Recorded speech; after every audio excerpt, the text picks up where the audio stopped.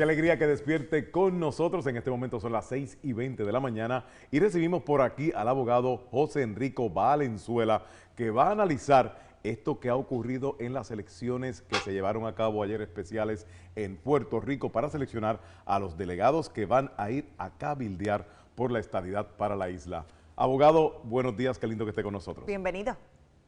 Buenos días, Isa, buenos días, Luis Artemio, y gracias por tenerme aquí nuevamente. Saludos desde San Juan, Puerto Rico.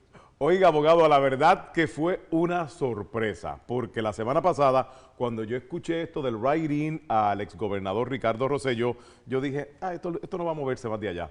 Pero cuando vi los resultados anoche, me quedé sumamente sorprendido. No son oficiales, pero hasta ahora llevaría la ventaja más grande dentro del grupo a la Cámara, incluso al Senado. Tuvo bastantes votos. ¿Qué significa esto?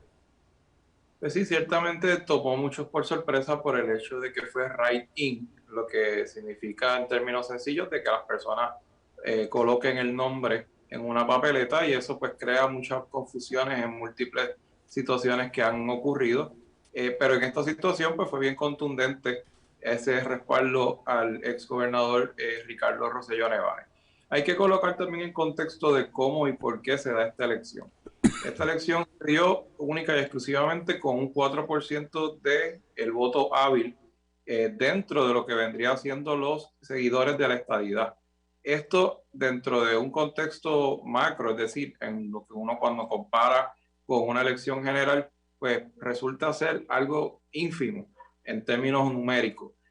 Así que pues eso obviamente está en controversia. Esa es la primera situación. La segunda, que no hay un mandato expreso dentro de lo que se creó en esta legislación para esta elección que obligue al Congreso Federal, tanto al Senado como en la Cámara, a escoger a estos delegados de manera que sean incluidos como si fuera Puerto Rico un estado.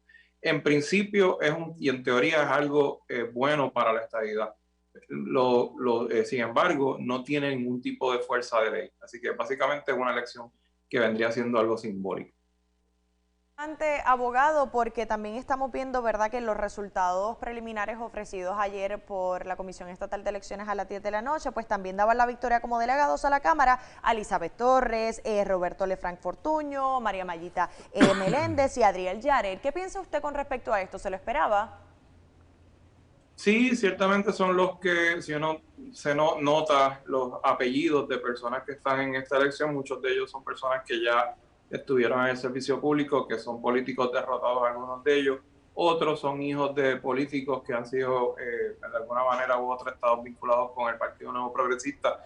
Así que esto realmente vendría siendo como si fuera una elección de un club privado, en el cual pues el club privado escoge a sus delegados, y estos delegados fueron los que están en la palestra pública mayormente en todo el tiempo en Puerto Rico. Yo pudiera entender, abogado, que esto es como si a estas personas se hizo esta elección, pero es para ser como empleados del gobierno por una cantidad de tiempo. ¿Esto es así? Sí, esto vendría siendo algo parecido a lo que es un congresista o un senador en Estados Unidos de América, el cual tiene un salario asignado por ley federal, porque son funcionarios federales. En este caso lo que se trató de hacer fue algo parecido, pero con unas asignaciones de fondos estatales, de manera que puedan ir allí a pedir físicamente a Estados Unidos la estadidad, como ocurrió en lo que se llamó el famoso Plan Tennessee, que fue uno de los estados que ingresó a la Unión Estadounidense durante el proceso de la creación de los 50 estados de Estados Unidos. El propósito de este grupo es conseguir, ¿verdad?, la estadidad para Puerto Rico. ¿Qué tan lejos estamos de ella? Vamos a hablar de protocolos, vamos a hablar de las posibilidades de que esto pase a través de este grupo. Esta situación política entre Puerto Rico y Estados Unidos es una histórica, lleva ya más de 100 y pico de años. Es un tema sumamente difícil de poder procesar en términos de lo que es la unión entre dos países, sobre todo en el Congreso Federal y en el Senado de Estados Unidos. La soberanía de Puerto Rico recae bajo los poderes plenados del Congreso.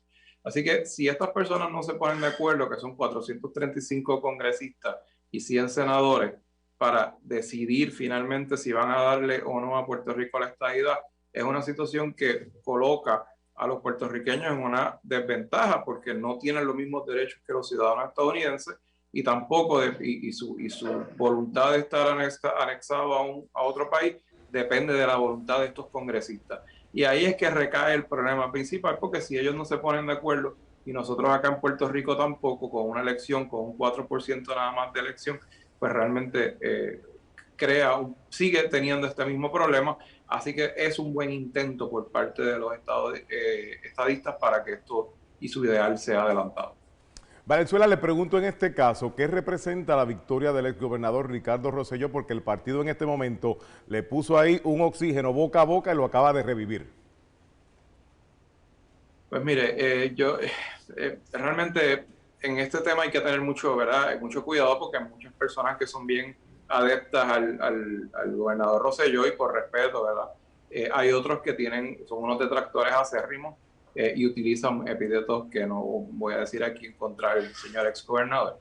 Pero la realidad es que es una persona que levanta pasiones, es una persona que dentro de su base tiene y muchos adeptos. Y han considerado inclusive los más, diría yo, centrados en el tema, que son estos PNPs, del Partido No Progresista, de que le están dando una oportunidad al señor exgobernador por razón de haber cometido unos errores de juventud, como lo titulan, ¿verdad? Pero yo creo que es mucho más serio que eso. Si está capacitado o no, pues él tiene sus credenciales, pero ciertamente su renuncia se vio forzada a situaciones que son literalmente falta de madurez intelectual y falta de madurez profesional. Así que ya veremos si logra decirlo o actuar de manera contraria a por lo cual fue despedido de la fortaleza. Muchas gracias, licenciado, por haber estado con nosotros analizando pues todo lo que ocurre en Puerto Rico tras esta elección especial. Ahora sí, pues esperaremos los resultados finales. Gracias por estar con nosotros. Bueno, momento entonces.